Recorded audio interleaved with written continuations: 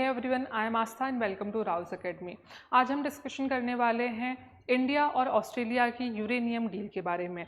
तो हाल ही में प्रधानमंत्री मोदी ने ऑस्ट्रेलिया की यात्रा करी है। इसमें ऑस्ट्रेलिया से डील करी है यूरेनियम आपूर्ति की। ठीक है, तो प्रधानमंत्री नरेंद्र मोदी के ऑस्ट्रेलिया विजिट के दौरान दोनों देशों ने सिविल न्यूक्लियर कॉपरेशन को मजबूत करने पर सहमति व्यक्त करी है। ऑस्ट्रेलिया भारत के सिविलियन न्यूक्लियर एनर्जी प्रोग्राम के लिए यूरेनियम की आपूर्ति करेगा। अब ये जो सिविलियन न्यूक्लियर एनर्जी प्रोग्राम है, ये क्या है? ये जितने भी परमाणु या जब हम बात करें यूरेनियम की, थोरियम के, लिथियम की, जितने भी परमाणु एक्टिव या फिर रेडियो एक्टिव तत्व हैं, इनका यूज़ जो है शांतिपूर्ण तरीके से करना, ऐसे कामों में इसको करना जिसमें विकास हो। ये नहीं कि इससे न्यूक्लियर वेपन्स बनाए जा रहे हैं। ठीक है, तो याद रखिएगा, चाहे बिजली उत्पादन की बात हो, चाहे चिकित्सा की बात हो, चाहे वैज्ञानिक अनुसंधान की बात हो, ऐसी चीज़ों में जब यूज़ किया जाता है रेडियो एक्टिव मटीरियल्स या हम कहें यूरेनियम का, तो वो आते हैं सिविलियन न्यूक्लियर एनर्जी प्रोग्राम के तहत। ये याद रखेंगे। इसके अलावा दोनों देशों ने निम्न क्षेत्रों में सहयोग बढ़ाने का निर्णय भी लिया है, जैसे क्रिटिकल मिनरल्स। ठीक है, इसमें लिथियम आ जाता है, कोबाल्ट आ जाता है और रेयर अर्थ मिनरल आता है, जो यूज़ किस में होता है, जो इलेक्ट्रॉनिक इंडस्ट्रीज में यूज़ होता है, इनके लिए बहुत ज़्यादा महत्वपूर्ण है, जैसे इलेक्ट्रॉनिक व्हीकल्स, सेमीकंडक्टर चिप, या फिर हम बात करें बैटरीज की। क्लियर है इतना? उसके बाद है मैरीटाइम सिक्योरिटी। क्यों? क्योंकि हिंद महासागर में ही मौजूद है ऑस्ट्रेलिया। ठीक है, तो उससे ही पार्टनरशिप होना हमारी मैरीटाइम सिक्योरिटी को और बढ़ा देता है। ठीक है, समुद्री व्यापार और सुरक्षा सहयोग जो है, इस पर भी बात करी गई है।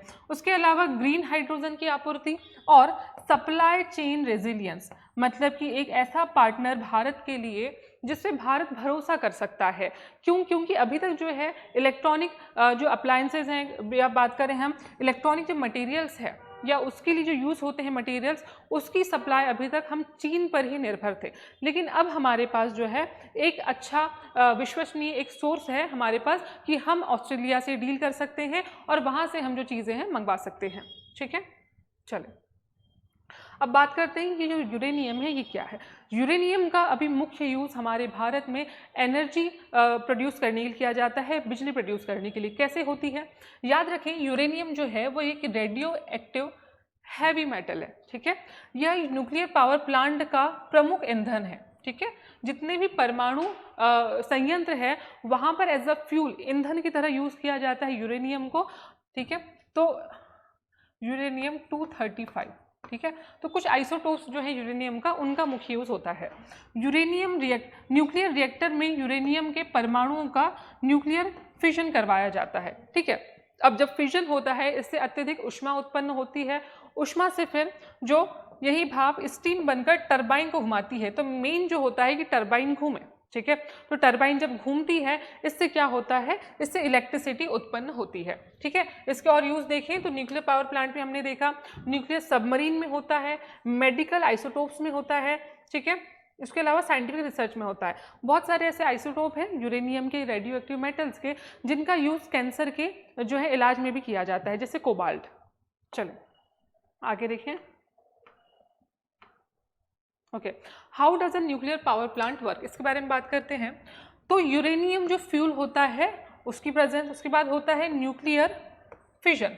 ठीक है, न्यूक्लियर फिशन मतलब कि एक यूरेनियम का बहुत सारे पार्ट में टूट जाना, इट इज़ न्यूक्लियर फिजन। ठीक है, अब जब ये टूटता है तो इसमें हीट जनरेट होती है।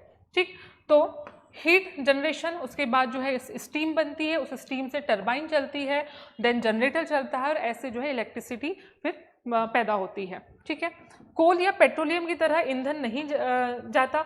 अब ये जो है इसमें इसका ये फ़ायदा है कि यहाँ पर जो है कार्बन जो CO2 है उसका जो अगर हम कहें उत्सर्जन है वो बहुत कम होता है। ठीक है, किसके कंपेयर में? कोल या पेट्रोलियम के। ठीक है, कार्बन एमिशन बहुत कम होता है, इसलिए न्यूक्लियर एनर्जी को लो कार्बन क्लीन एनर्जी सोर्स माना जाता है। हम ये तो नहीं कह सकते क्लीन एनर्जी है, लेकिन low carbon clean energy, comparatively कम इसमें कार्बन एमिशन होता है।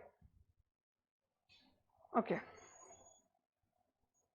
Now why does India import uranium? क्या भारत के पास इतने भंडार नहीं है कि वो जो है भारत में ही अपनी मतलब आत्मनिर्भर होकर वो अपनी पूर्ति कर सके? लेकिन रीज़न क्या है? घरेलू भंडार जो है सीमित है, और जितने भंडार हैं भी वो वायबल नहीं है इकोनॉमिकली, ठीक है। अधिकांश यूरेनियम और निम्न गुणवत्ता लो ग्रेड के हैं। बढ़ती न्यूक्लियर एनर्जी आवश्यकता के लिए घरेलू जो हमारे रिजर्व हैं वो पर्याप्त नहीं है, ठीक है। कुछ माइंस की बात कर लें कहाँ कहाँ पाया जाता है, तो सबसे जो प्रमुख या सबसे फेमस जो माइन है यूरेनियम की वो है जादूगौड़ा, कहाँ पर है, झारखंड में, ठीक है। उसके बाद है एक आंध्र प्रदेश में तुम्मालेपल्ले, ठीक है। खनन का कार्य कौन करता है, uranium corporation of India UCIL द्वारा ही ये कार्य पूरा किया जाता है। चलिए ये आप देख सकते हैं यूरेनियम डिपॉजिट्स ऑफ इंडिया, ठीक है। तो बहुत सारी जगह आप देख सकते हैं यूरेनियम डिपॉजिट है, लेकिन दिक्कत बस यही है कि इकोनॉमिकली वायबल नहीं है, या तो हमारी ज्योग्राफी की वजह से या पॉलिटिकल रेस्ट्रेंट की वजह से ये वायबल नहीं है। चलिए ओके, अब ऑस्ट्रेलिया क्यों महत्वपूर्ण है। ऑस्ट्रेलिया के पास विश्व का सबसे बड़ा ज्ञात यूरेनियम का सोर्स है, याद रखना सबसे बड़ा ज्ञात यूरेनियम का सोर्स है, लेकिन हम प्रोड्यूसिंग की बात करें तो चौथे नंबर पे ऑस्ट्रेलिया आता है। यह प्रमुख यूरेनियम एक्सपोर्टिंग देशों में शामिल है, बहुत सारे देशों को जो है ये निर्यात करता है uranium. Largest uranium producing country अगर हम देखें तो सबसे ज़्यादा जो यूरेनियम के जो प्रोड्यूस करता है, जो उत्पादन करता है वो है कजाकिस्तान, दूसरे नंबर पे कनाडा, तीसरे नंबर पे नमीबिया और चौथे नंबर पे आ जाता है ऑस्ट्रेलिया। ऑस्ट्रेलिया महत्वपूर्ण इसलिए है, एक तो स्टेबल डेमोक्रेसी है, दूसरा एक ट्रस्टेड स्ट्रेटेजिक पार्टनर है जो हिस्टोरिकली भी हम देखते आ रहे हैं, ठीक है। उसके बाद एक रिलायबल सप्लायर है, और इंडो पैसिफिक जो ओशियन वहाँ इसकी मौजूद जो उसकी जो स्थिति है वो भारत के लिए बहुत महत्वपूर्ण है, ठीक है। चलिए अब इंडियाज न्यूक्लियर एनर्जी विजन की बात करें तो 100 गीगावाट जो है न्यूक्लियर पावर कैपेसिटी बाय 2047, ये टारगेट किसका है, ये भारत का जो है लक्ष्य है। लेकिन अभी कितना है 2026 में अगर हम देखें तो अप्रॉक्सीमेटली 7.5 गीगावाट क्षमता है अभी किसके पास, भारत के पास। टारगेट कितना है 100 गीगावाट, कब तक है 2047 तक, ठीक है। आवश्यकता क्यों है, क्योंकि हमें क्लीन एनर्जी जो है उसमें ट्रांजिशन करना है। हमारी डिपेंडेंसी जो है फ्यूल से, अगर हम कहें कोल से जो है उससे हमें स्विच करके क्लीन एनर्जी पे करनी है, इसलिए इंपॉर्टेंट है। नेट जीरो मिशन जो है हमारा टारगेट है 2070 तक, ठीक है, इसको हमको अचीव करना है। 24/7 बेस लोड इलेक्ट्रिसिटी सप्लाई जो है उसको हमको इंश्योर करना है, ताकि हमारे पास एक जो है अल्टरनेटिव ऑप्शन हो किसका, इलेक्ट्रिसिटी सप्लाई का। एनर्जी सिक्योरिटी के लिए इंपॉर्टेंट है, फॉसिल फ्यूल की इंपोर्ट में कमी आएगी और इससे कार्बन एमिशन भी जो है कम होगा, ठीक है।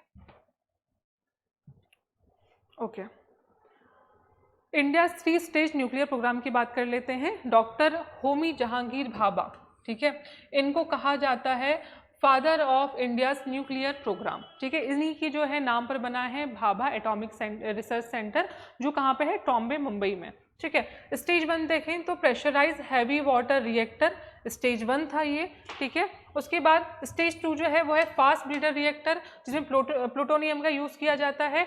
स्टेज 3 है थोरियम बेस्ड रिएक्टर, भारत के विशाल थोरियम भंडार का उपयोग। थोरियम जो है भारत में बहुत सारी जगह पाए जाते हैं। थोरियम और लिथियम के भंडार जो है रिसेंटली पाए गए थे, कहाँ पर, रईसी डिस्ट्रिक्ट, राजस्थान में, ठीक है। चलिए ओके, अब बात करते हैं इंडिया ऑस्ट्रेलिया स्ट्रेटेजिक पार्टनरशिप की। यूरेनियम के अलावा दोनों देशों के बीच बहुत सारी जो ऐसी चीज़ें हैं जिसमें समझौते हैं। क्रिटिकल मिनरल्स की बात हुई, ग्रीन हाइड्रोजन की बात करी, क्रिटिकल एमर्जिंग टेक्नोलॉजीज की बात करी है, supply chain resilience, maritime security और डिफेंस कोऑपरेशन, ठीक है। जो हमारा इंडो पैसिफिक वाला रीजन है ऑस्ट्रेलिया के पास, ऑस्ट्रेलिया और भारत मिलकर बहुत सारी ऐसी नवल एक्सरसाइज करवाते हैं जो दोनों देशों की स्ट्रेटेजी के लिए बहुत ज़्यादा इंपॉर्टेंट है, ठीक है। चलो अब चैलेंजेस की बात करें, क्या चैलेंजेस आते हैं इसमें, तो न्यूक्लियर का जो वेस्ट होता है, क्योंकि हम जानते हैं रेडियो एक्टिव मटेरियल है, इसको ऐसे डंप नहीं कर सकते हैं। ये जो है ह्यूमन या फिर जीव जंतु या फिर हम कहें पेड़ पौधे, इनके स्वास्थ्य पर बहुत ज़्यादा अफेक्ट डालते हैं। तो न्यूक्लियर वेस्ट मैनेजमेंट एक बहुत बड़ा चैलेंज है। दूसरी बात, रिएक्टर सेफ्टी एंड सिक्योरिटी, जो रिएक्टर होता है न्यूक्लियर रिएक्टर, उसकी सेफ्टी और सिक्योरिटी जो है बहुत ज़्यादा इंपॉर्टेंट होती है। थोड़ी भी अगर चूक हो तो बहुत बड़ा नुकसान उसमें झेलना पड़ सकता है। हाई इनिशियल कॉस्ट, जो उसको बनाने की जो कॉस्ट होती है वो बहुत ज़्यादा होती है। पब्लिक एक्सेप्टेंस, ठीक है, क्योंकि जो पब्लिक है जो आसपास के जो एरिया में जो लोग रहते हैं वो इसके लिए बहुत बार प्रोटेस्ट करते हैं और वो ये कहते हैं कि आसपास के जो एरिया है उसमें ऐसे प्लांट नहीं लगने चाहिए ताकि जो है खतरा ना हो। इम्पोर्टेड यूरेनियम जो है उस पर क्या है, बहुत ही आंशिक निर्भरता है, ये दर्शाता है। ये हैं आपके चैलेंजेस। अब बात करते हैं प्रैक्टिस क्वेश्चन की। तो अभ्यास प्रश्न ये है कि ऑस्ट्रेलिया के पास विश्व का सबसे बड़ा ज्ञात यूरेनियम का रिजर्व है, ये एक स्टेटमेंट है। दूसरा है भारत की दीर्घकालीन न्यूक्लियर स्ट्रेटेजी का आधार थोरियम है। तीसरा है न्यूक्लियर पावर प्लांट में इलेक्ट्रिसिटी उत्पादन के लिए न्यूक्लियर फिजन का उपयोग किया जाता है। कौन सा ऑप्शन सही है आपको अपने कमेंट सेक्शन में बताना है। हम मिलेंगे अपने अगले वीडियो में, तब तक के लिए अपना ध्यान रखिए और पढ़ते रहिए। Thank you for watching this video.